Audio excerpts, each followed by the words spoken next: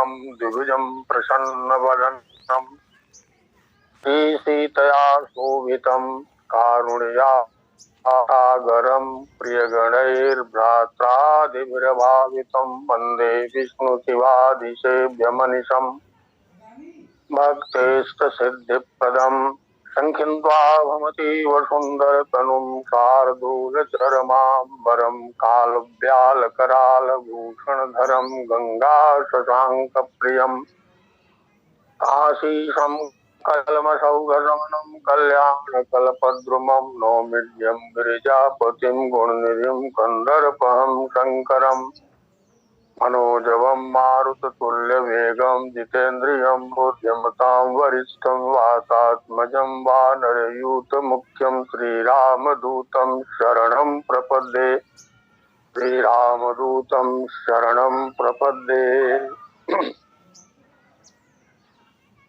सीमित समयांतराल में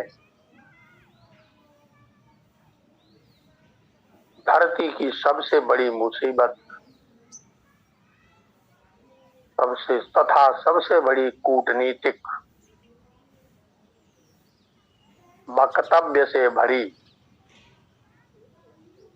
कथामृत का रसास्वादन करने का और कहने का सौभाग्य हम सबको प्राप्त हुआ है। कोई भी कथा सुनने से पहले हम लोगों को यह ध्यान देना चाहिए कि कथावाचक कोई भी हो, अगर उसका सार भाग ग्रहण करने की क्षमता हमारे अंदर है तब तो कथा का मतलब है। ने डायरिया की तरह से कथा सुने और निकाल दिए, वाणी विलास बनकर रह गया, उस कथा का मतलब नहीं। चराचर के सभी दृश्य और अदृश्य प्राणी जो अनंत आकाश में अरबों खरबों की संख्या में तैर रहे हैं, जिन्हें हम नहीं देख रहे हैं, अभ्यास हो गया है हम लोगों का दृश्य जगत को देखने का।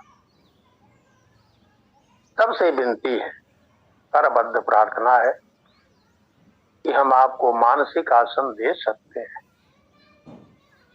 आपको हम सम्मान दे सकते हैं, लेकिन स्थान तो आपको खुद लेना पड़ेगा। और इस कथा में आप सुनने में सहयोग करें, आशीर्वाद देने में सहयोग करें। हमारे माननीय पटेल जी ने जो कथा का शुभारंभ किया है कि अनंत काल तक चलती रहे। जैसे झंडा दौड़ होता है, 2 कदम पीछे हटकर कोई पकड़ लेता है, इसी तरह से सबसे पहले ईश्वर हमारे पटेल जी को लंबी उम्र दे, स्वस्थ सानंद बनावे, ऊर्जावान बनावे। और जब ईश्वर की इच्छा से परिवर्तन की जरूरत पड़े तो झंडी दौड़ में कोई आकर के इसको पकड़ ले, और यह क्रम अनवरत चलता रहे। सीता राम चरण रति मोरे, अनुदिन बढ़ो अनुग्रह तोरे। बढ़ता रहे, लेकिन इसकी पूर्णिमा न आने पावे, क्योंकि पूर्णिमा के आने के बाद अमावस्या के आने का खतरा सताने लगता है। इन्हीं मंगल कामना से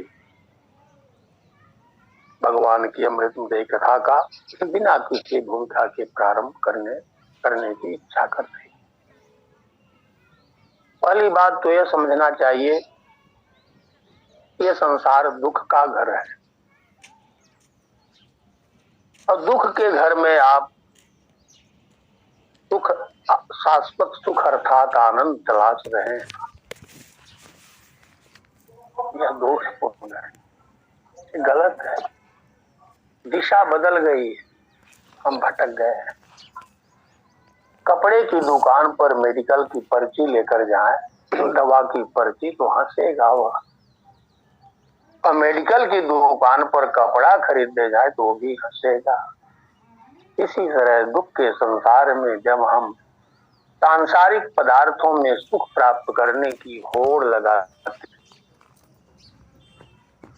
तो हंसता है काल बलि हंसता है। क्योंकि आनंद तो वही है जहां है सत चित है आनंद, वो सत है, इटर्नल एवर लास्टिंग है। आनंद वो ज्ञान से लबालब भरा हुआ है। तो यह दोनों हम लोगों में भी, हम परमात्मा की एक यूनिट हैं, ईश्वर अंश, जीव, अविनाशी। पहले हम अपने को कथा का आनंद आए, हम अविनाशी हैं, वो भी अविनाशी है, वो अनंतानंत ब्रह्मांड का नियामक है, उससे बड़ा कोई नहीं है। अनंत में से अनंत निकाल देने पर अनंत ही बचता है, ऐसा है। और हम लोग अनंत सूक्ष्म है, उसकी यूनिट है। हम केवल भटक गए, हमारा आनंद छिन गया है, उसी आनंद की तलाश में हम निकले हैं और गलत जगह आनंद खोज रहे हैं। बस यही गड़बड़ी है, आनंद उसी के पास है। पूर्णमासी का चंद्रमा निकला हुआ था, बहुत गौर से सुनेंगे, समय सीमा के अंदर अनावश्यक बात नहीं की जाएगी। पूर्णमासी का चंद्रमा निकला हुआ था, एक फकीर ने उससे सवाल पूछा। यह प्रश्नोत्तर चंद्रमा और फकीर के बीच का नहीं है, हमारे आपके बीच का है, समझ में आवे तो अच्छी बात है। फकीर ने पूछा कि भाई तुम्हारा हाल चाल क्या है, कैसे चल रहा है तुम्हारा? तो चंद्रमा बड़े अहंकार जनित भाव से जवाब दिया, इस संसार में मेरा हाल चाल पूछने की हिम्मत किसी ने नहीं की आज तक, आज से पहले। हे फकीर, तू हिम्मत जुटाया है तो सुनो मेरा हाल चाल क्या है। रत्नों की खदान समुद्र मेरा पिता है, साक्षात लक्ष्मी जी मेरी सगी बहन है, भगवान विष्णु सृष्टि के पालन करता हमारे जीजा जी, भगवान शंकर हमको इतना ज्यादा प्यार देते हैं कि अपने ललाट पर 24 घंटे रखते हैं। लोग भाई के लिए तरसते हैं, मेरे दो ऐसे बलिष्ठ भाई हैं बहन लक्ष्मी के अलावा, एक मरे हुए को जिला देता है, एक अमर को मार डालता है। विष और अमृत। लोग नात रिश्तेदार खोजते हैं कि बहुत अच्छे अच्छे मिले। मेरे तो नात रिश्तेदार देवता और देवी, देव और देवियां, देव और देवता संस्कृत में ऐसे ऐसे हैं कि उनका नाम लेने से वाणी पवित्र हो जाती है, मति निर्मल हो जाती है और संसार हाथ पर रखे हुए आंवले की तरह दिखलाई पड़ने लगता है। मेरा हाल चाल क्या तुम पूछ रहे हो, जाओ अपना काम करो। तो फकीर था, फकीर तो एंड पॉइंट देखता है। उसने कहा कि चंद्रमा जी, इतना तो हम अच्छी तरह से जानते हैं, इसके बाद का हाल चाल क्या है? हम लोग भी इसके बाद का हाल चाल जाने भाई। लघु जीवन संवत पंचदशा कल्पांतन नाश गुमान ऐसा। तो उसका मुंह लटक गया। उसने वही जवाब दिया जो जवाब हम लोग आज जानना चाहते। उसने कहा कि महात्मा जी, बड़े दुख के साथ कहना पड़ता है, मेरे पास सब कुछ है, किसी भी प्रकार की कोई कमी नहीं है, लेकिन राव मुझे खाने के लिए दौड़ाता है ना, तो न पिताजी सहायता करते हैं, न दीदी जी करती हैं, न जीजा जी करते हैं, न भोलेनाथ करते हैं, न भाई बंधु करते हैं, न नात रिश्तेदार करते हैं, अकेले ही झेलना पड़ता है। ये समय आगे बढ़ता है।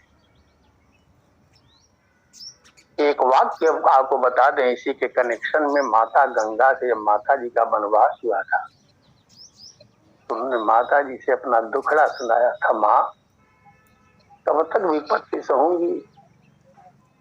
तो माता गंगा ने बहुत बढ़िया बात कही थी, बेटी, अरे हमारी यार देखो, मैं भगवान के अंगूठे में निवास करती, ब्रह्मा जी के कमंडल में आई, भगवान शंकर के जटाजूट में आई और वहां से चली जाह्नवी ऋषि के जांग में आई, वहां से छपरा तक आई और छपरा में हमारी बड़ी बहन सरजू जी जब मिली तो उन्होंने मुझे इतना प्यार दिया, पोछा दिया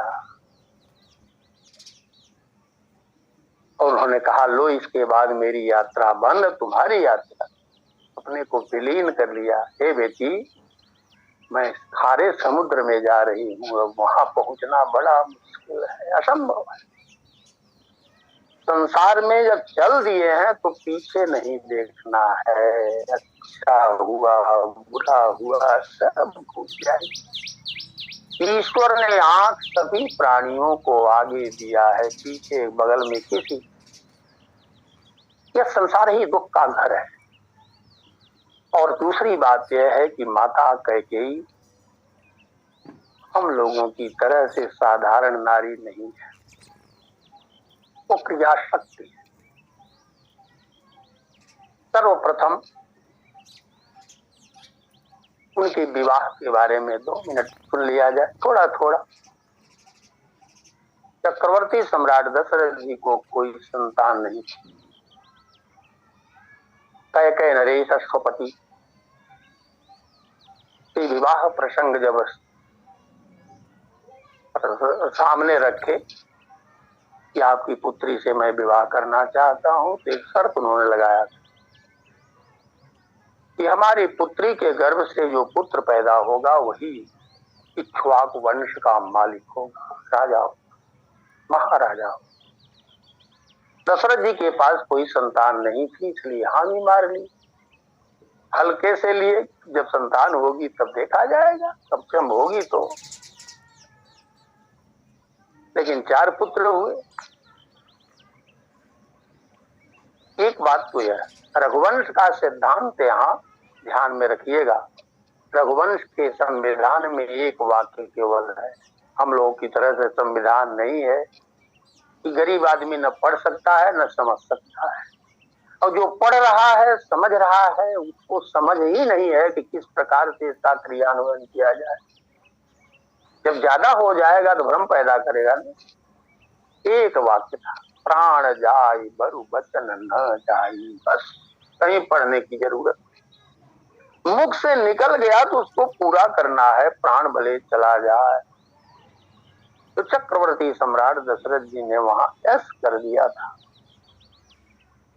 माता कैकेयी साधारण नारी नहीं, अति सुंदरी भी थी, देशभक्त भी थी और लड़ने में कुशल माहिर थी और कूटनीतिक चाल चलने में बड़ी विदुषी थी, डिप्लोमेट। इसीलिए चक्रवर्ती सम्राट दशरथ जी अपने साथ कहीं भी लड़ाई झगड़ा में जाते थे अथवा शिकार खेलने जाते थे तो अपनी सबसे प्यारी पत्नी, इसलिए प्यारी कि रण कौशल भी जानती है, मुसीबत के समय में सहयोग भी कर सकती, नहीं तो कोई अपनी कीमती वस्तु को लड़ाई में ले जाएगा, साथ में ले जाती। वो घटना श्रवण कुमार की भी याद करना पड़ेगा कि जो टॉपिक हमको दिया गया है सबको रिलेट करेंगे तब समझ में आए। 2 मिनट श्रवण कुमार का भी सुन लीजिए। मलयालम भाषा के जानकार थे श्रवण कुमार के माता पिता, ज्ञानवंती, और पिता का नाम था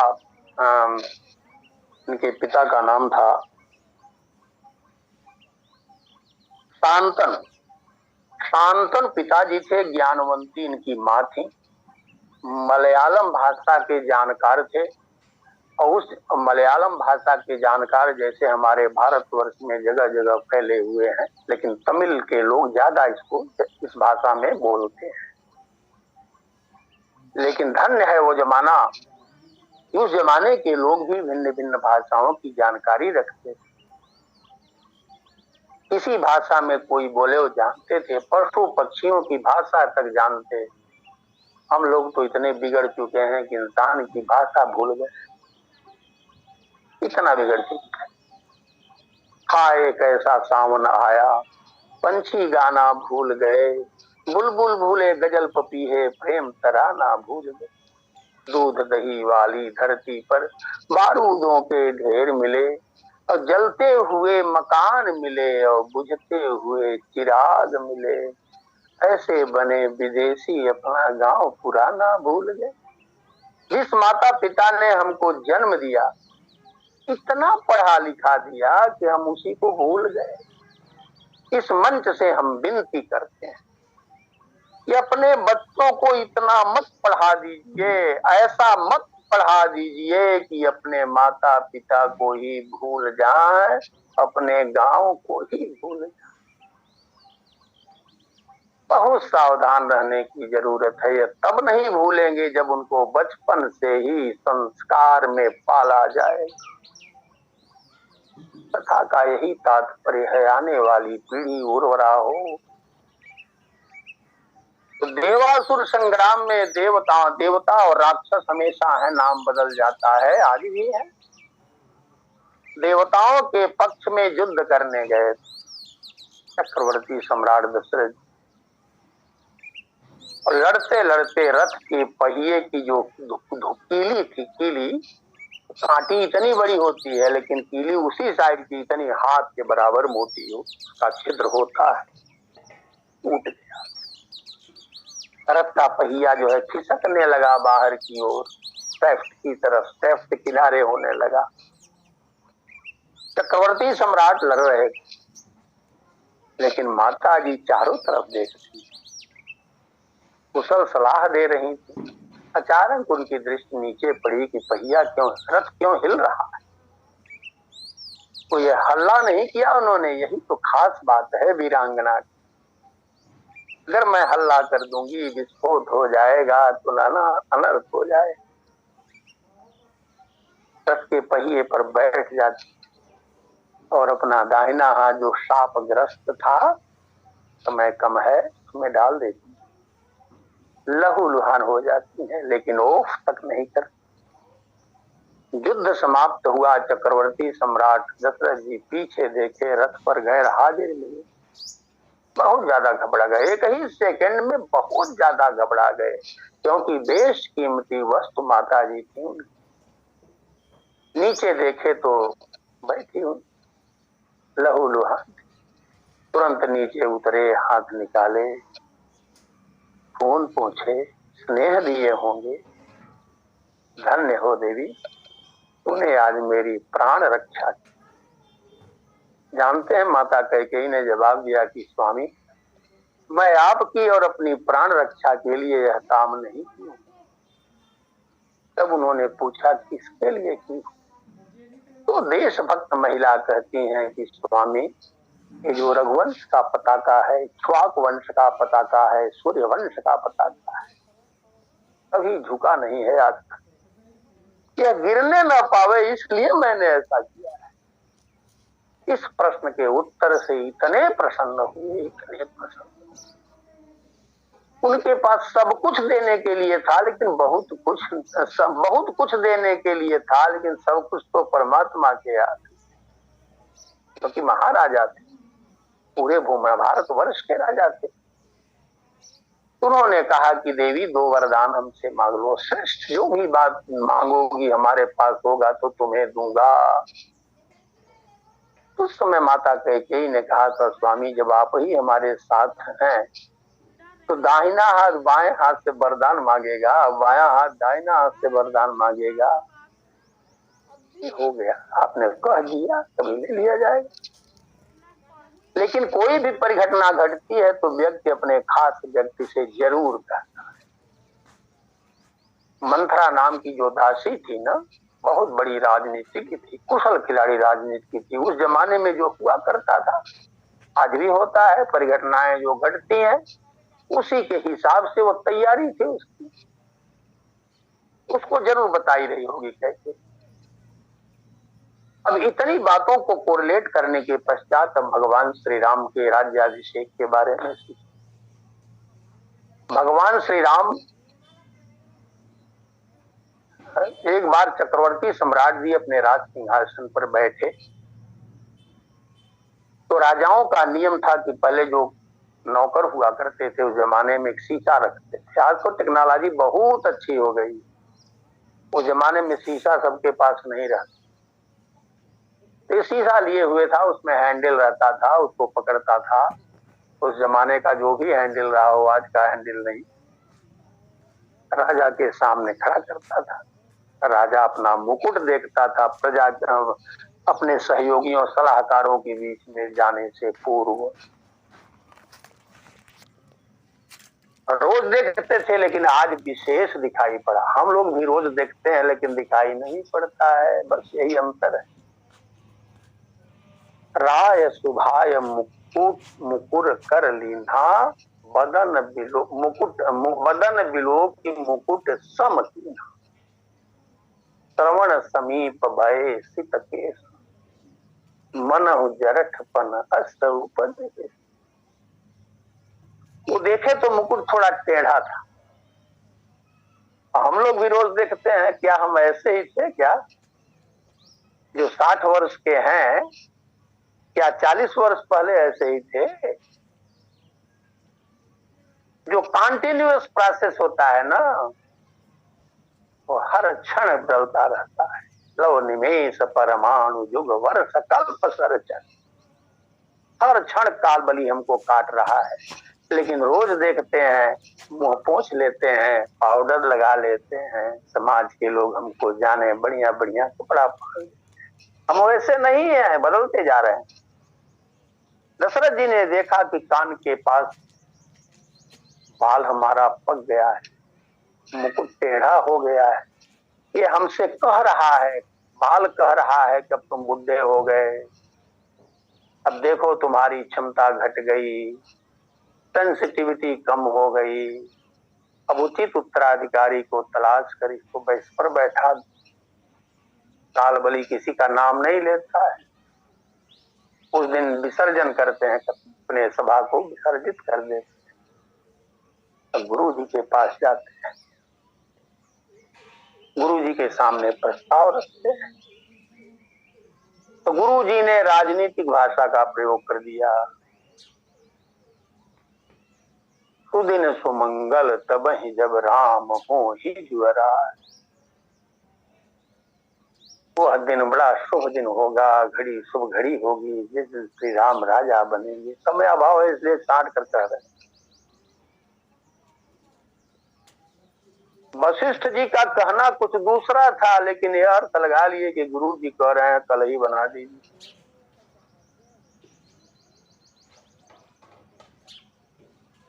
यह दशरथ जी के दिमाग और दिल में बात बैठ। राजा थे, नीतिज्ञ थे, माता कैकेयी को हाउस अरेस्ट कर दिए। हम नहीं कह रहे हैं, गोस्वामी जी और महर्षि वाल्मीकि रामायण पढ़िए, तैरिए मत डूबिए।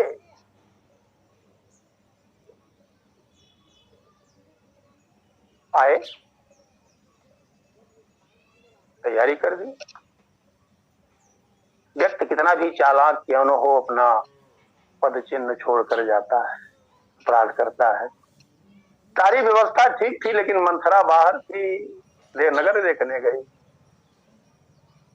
उत्सव देखा, उसने पूछा, आकर कैकेयी से कहा ऐसी ऐसी बात है। पहले कैकेयी माता ने बहुत समझाया उसको, पर राजरानी बहुत दिमाग हम लोगों की तरह से साधारण नहीं है। माता कैकेयी के बारे में चित्रकूट में भगवान श्री राम के मुख से एक वाक्य निकला है, कहीं हम लोग समझ लेते तो माता कैकेयी का विरोध ही बंद हो जाता। भरतलाल जी ने कहा, जननी कुमति सकल जग साथी। हे भैया, आप जितना भी आप कहें, लेकिन एक बात अवश्य है कि सारा संसार ढोल पीट पीट कर कह रहा है मेरी माँ बड़ी नालायक है, कुमति। तो अपने प्यारे भाई को प्राण की तरह प्यार करने वाले अपने भाई को वहां पर जड़ कहा है भगवान श्री राम ने प्रकारांतर। दोष देहि जननी जड़ते,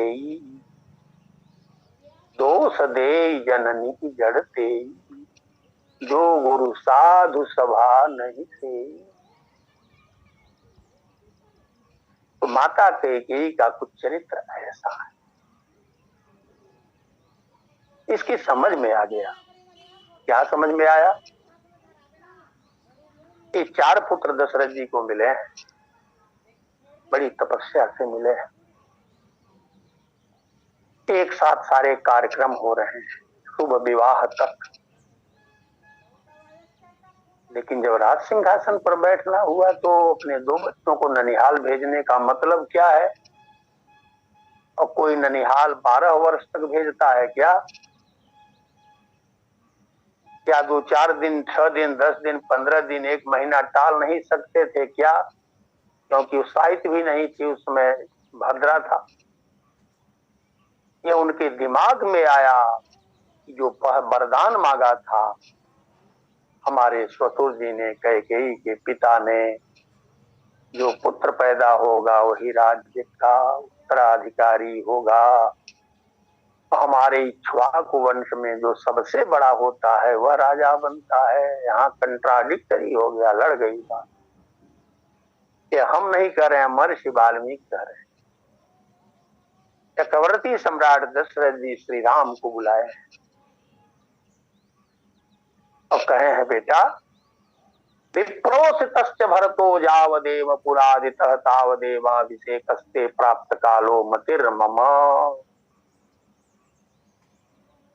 जब तक भरत अपने भाई शत्रुघ्न के साथ ननिहाल में है, उसी समय मेरी इच्छा है तू राज सिंहासन पर बैठ जाओ। भगवान श्री राम के प्रश्न करने पर उत्तर दिए होंगे, बेटा राज्य सत्ता बड़ी खतरनाक है। प्रजा जितना तुमसे प्यार करती है उतना ही भरत से भी प्यार करती। कहीं राज्य सत्ता का लालच भरत के अंदर आ गया तो हमारी अयोध्या 2 फांकों में बट जाएगी, आपस में लड़कर मर जाएगी। जनता बड़ी भुलक्कड़ होती है, जब तुम बैठ जाओगे तो 4-6 महीने के बाद उसको बुलाऊंगा, परिस्थितियां सामान्य हो जाएगी। ये महर्षि वाल्मीकि रामायण और रामचरितमानस में दशरथ जी के मुख से भी कहलवाया गया है। तो सबसे राय लिए हैं, लेकिन माता कैकेयी को हाउस अरेस्ट कर दिए। जब थक गए हैं तो एक वाक्य कहे हैं, मैं सब कियूं तो ही बिनु पूछे, ताते परे मनोरथ।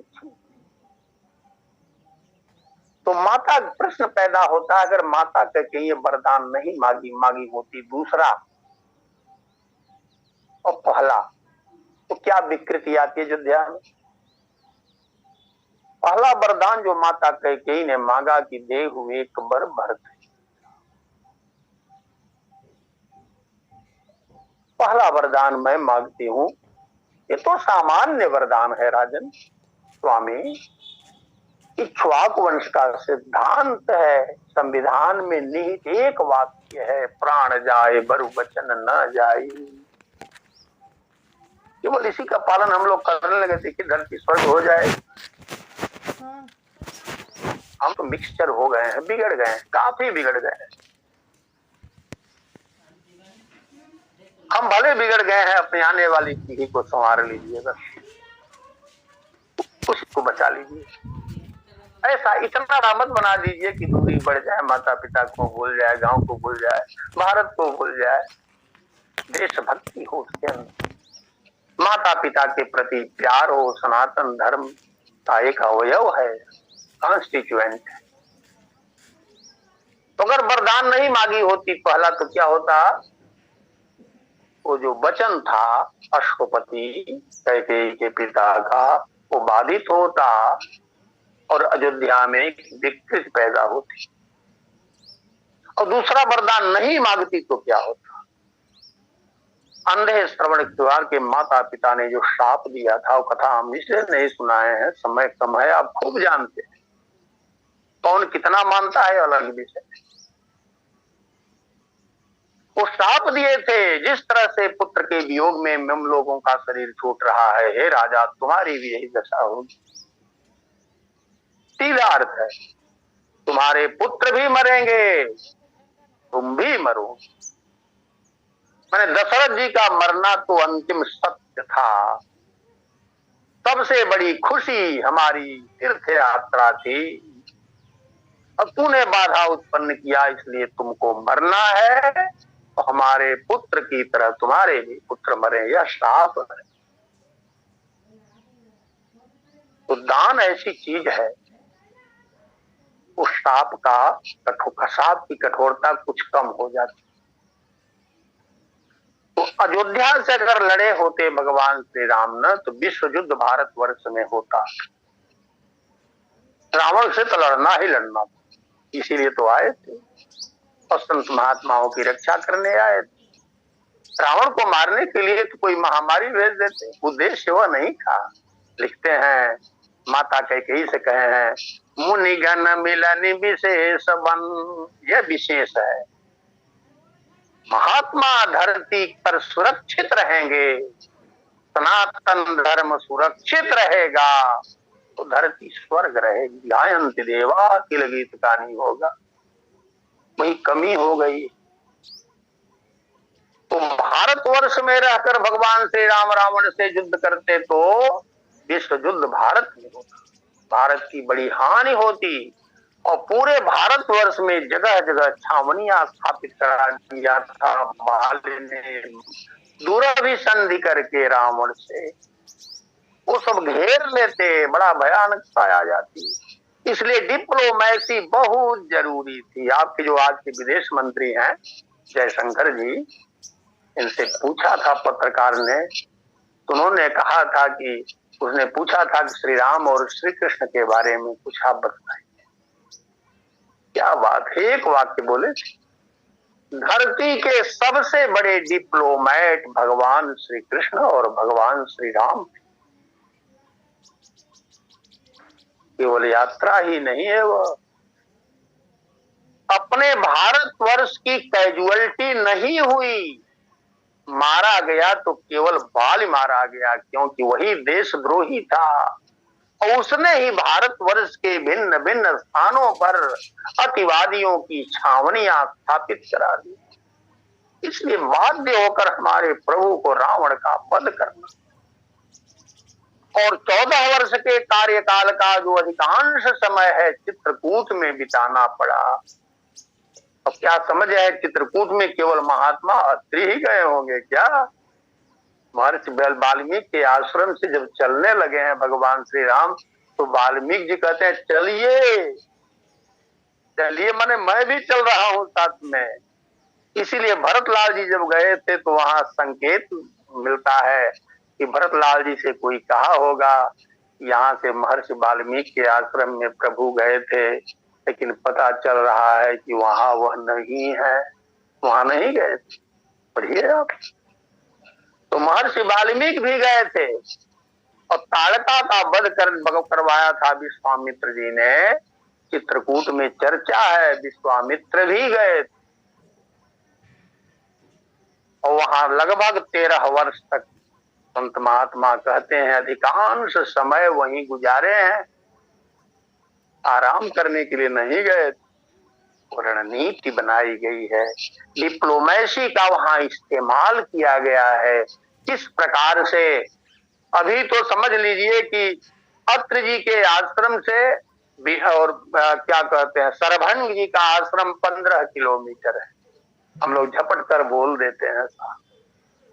अब केवल 15 किलोमीटर की यात्रा आज के जमाने में, उस जमाने में करने के लिए 15-20 दिन, 1 महीना लग जाता था। लोग दूसरे रास्ते से जाते थे।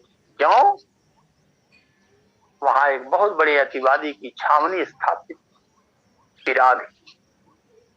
खाने पीने के लिए इतना बढ़िया बढ़िया फल है, कंदमूल है, आप पशु पक्षियों का भी भोजन कर सकते हो, जलचर का भोजन कर सकते हो, लेकिन इतना निकम्मा था वह कि महात्माओं का मांस खाता था कच्चा, और उसमें जो प्रवेश कर जाता था निकलता नहीं था। समय कम है, उसकी भी बात हुई होगी, खरदूषण की बात हुई होगी, पंचवटी जैसे पवित्र क्षेत्र में जहां पवित्रता की सीमा है साहब, वहां अतिवादी घेर लिए थे। केशवदास जी लिखते हैं, सब जाति फटी दुख की दुपटी, कपटी न रहे जहाँ एक घटी, निघटी रुचि मीठू घटी हूँ घटी, जगजीव जति घटी घटी, अघोघ की बेरी कटी विकटी निकटी प्रकटी, गुरु ज्ञान गटी, चहुओ रहु नाच प्रति मुक्ति नटी, गुण दूर जटी बन पंचवटी। ऐसी पवित्रता पवित्रता की सीमा पंचवटी के इर्द गिर्द भी अतिवादी घेर लेते था। धारा भारतवर्ष जर्जर हो गया था। उस जमाने में जनक जी थे, दशरथ जी थे, भगवान परशुराम थे, लेकिन कोई भी अखंड भारत के बारे में सोचा नहीं। माता कैकेयी ने सोचा कि जब तक यह गरीबों के दुखिया के दुख दर्द में हमारा राम शामिल नहीं होगा, तब तक क्या जानेगा दुख किसको कहते हैं। प्रथम अधिक दुख सुना न जाओ। तो ऐसा नहीं है, माता जी जानती है कि हमारा जो पुत्र राम है सर्वशक्तिमान है। बचपन में भोजन करा रही थी, पुराणों की श्रुत कथा है, भगवान श्री राम एक बार खेल ही खेल में भागने लगे। बलिष्ठ माता, देशभक्त माता कैकेयी ने जब बांह पकड़ा, भगवान खींचने लगे, माता कैकेयी को लगा मैं कमजोर पड़ रही, छोड़ दिया। वही डिटर्मिनेशन हुआ, निश्चय हुआ, केवल हमारा पुत्र राम ही यह काम कर सकता है और कोई नहीं कर सकता है। विपत्ति जो आएगी, हमारा भरत जैसा संत पुत्र है वह संभालेगा, तकलीफ तो आनी ही आनी। गंगोत्री से निकलने के बाद खारे समुद्र में जाना ही जाना है, लेकिन समाज को पल्लवित पुष्पित आनंदमय कर देने की जरूरत है। इतनी कठोर निर्णायक बात को दिल में रखा और समाज के लोग कैकेयी कहना, अपने बच्चों का नाम कैकेयी रखना बंद कर दिए। लेकिन हमारे भगवान श्री राम ने कैकेयी माता को ही बट नहीं कहा। लक्ष्मण जी सबको कुछ कहे हैं, लेकिन कैकेयी माँ से कुछ नहीं। अयोध्या में आने के बाद लक्ष्मण सब माते ही मिले, बहुविध आशीष पाए, और कैकेयी का पुण्य पुण्य मिले, मन कर छोड़ जाए। इतना प्यार माता कैकेयी से कहते। माँ जब रहस्य मालूम हुआ कि माँ नहीं होती तो यह यात्रा मंगलमय नहीं होती। अगर वनवास नहीं हुआ तो चारों बच्चों में किसी न किसी की कैजुअलिटी जरूर होती।